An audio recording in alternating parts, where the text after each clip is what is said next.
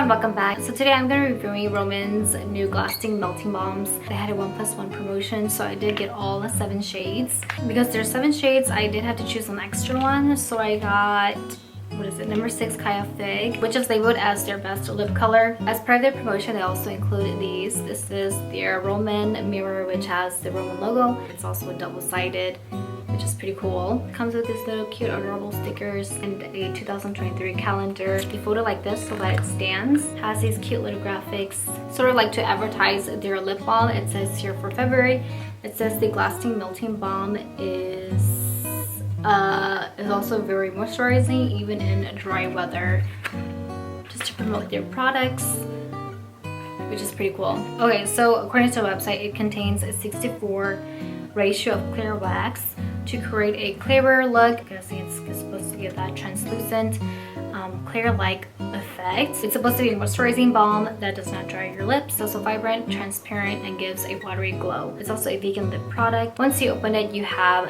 the Glasting melting balm logo and lip color on the side. You also have Rom&nd logo on the cap. You have a gradient see-through cap. You twist it to let the product out. It's actually a lot smaller than I thought it would be. Right here, this is the Beige sheer velvet tint. It's slightly a little bit smaller. For Peripera's Inkwood glowy balm, you can sort of see it's just slightly shorter and a little bit more thin. However, this product is 3.5 grams, whereas the Peripera one is 3.2 grams. Our product in here, although it does look quite small, and the PAO is 12 months. On the website, it says it has a microcontrol system container, which is supposed to twist by 1 millimeter. What they basically mean is that when you twist the product, it's going to come up quite small, going to be twisting by 1 millimeter. But later, when you see in the swatch, a little does go a long way. This product melts really quick, so you really don't need to twist as much product out. It is a little bit tricky to use this product. You're supposed to use a small amount or else the lip product is going to break. It also says store in place with a little light exposure, otherwise the color will change. It also says that it might create a white band when it interacts with your lips because it creates heat, but so far I haven't seen that after swatching it. That should happen, so if you do see that, don't freak out. For the effect, it seems to be an in-between of the Juicy Lasting Tint and the Dewy Full Water Tint. That was a handful to listen to, but let's go ahead and get swatching.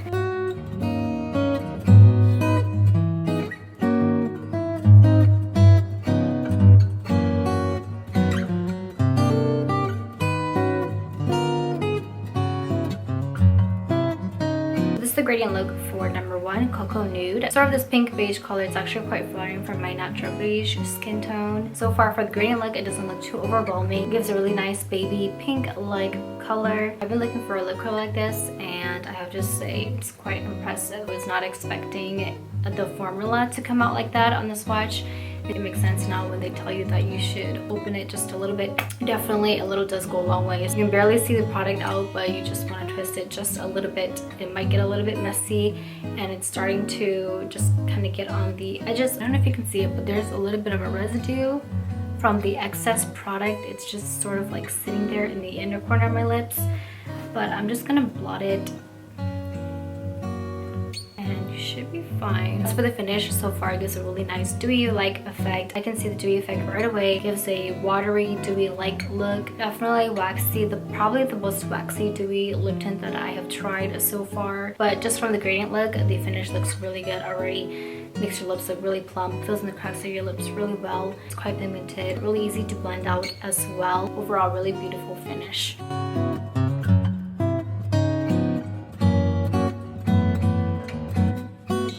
You can see more of the beige undertones. Still gives that really pretty pink beige color. You might want to be careful about excess product. Although it is a little bit waxy, it's not as heavy as I thought it would be. You can feel a little bit of the waxiness, so I would keep that in mind. And it's also pigmented, so I think I don't mind the waxiness. The finish is really pretty, really flattering. Probably the most dewy-like effect lip tint that I have tried so far. Very moisturizing as well.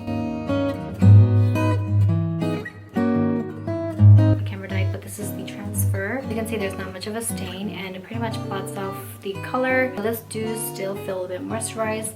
Definitely still has that waxy like finish, but it feels moisturizing.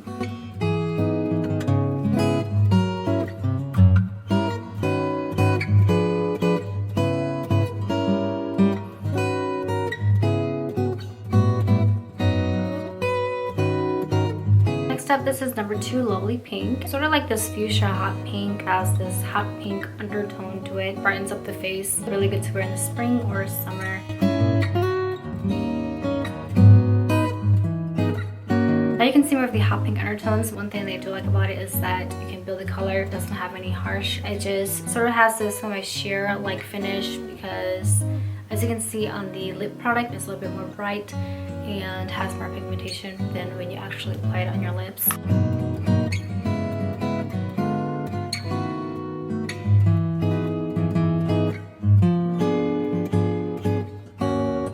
So this is number 3, Sorbet Balm, and like number 1, they're quite similar. It's sort of like this pink beige color. However, for this one, I would say that it has more of a coral undertone versus beige. If you're warm tone or you prefer coral shades, I would recommend this one.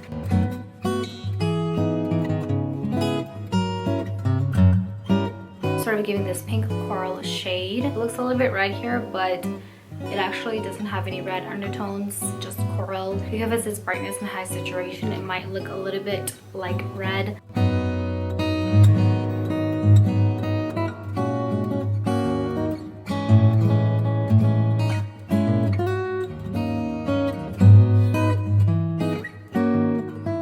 This is number 4, Hippie Berry. On the website it says it's a cool and clear refreshing berry red. It's a cool toned shade, sort of like this pink red with berry undertones. Also again, this has a brightening effect.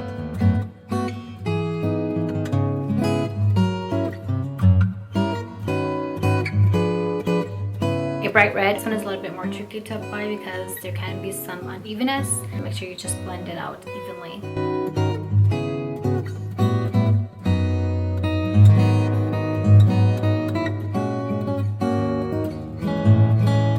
Number 5, Nougat Sand. I was really looking forward to the shade because it's brown. For the gradient, like you have this brown pink, like a brown shade with blush pink undertones.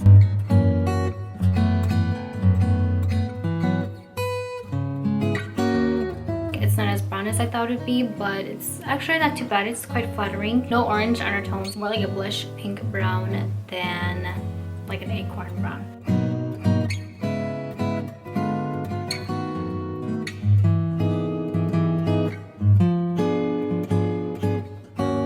Number 6, Kaya Fig. It's this MLBD pink. It looks like a neutral pink. If you're into that classic MLBD pink shade, I would recommend this. On their website, they claim it's a classic soft rosy fig color.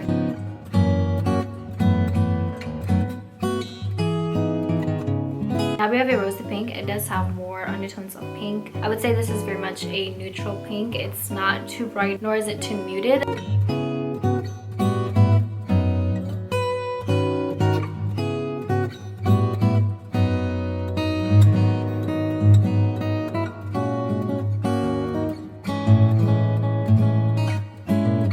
Last but not least, this is number 7, Muave Whip. On the website it says it's a gentle daily cream mauve color. It looks like a mauve shade with a little bit of some purple undertones. Very slightly though.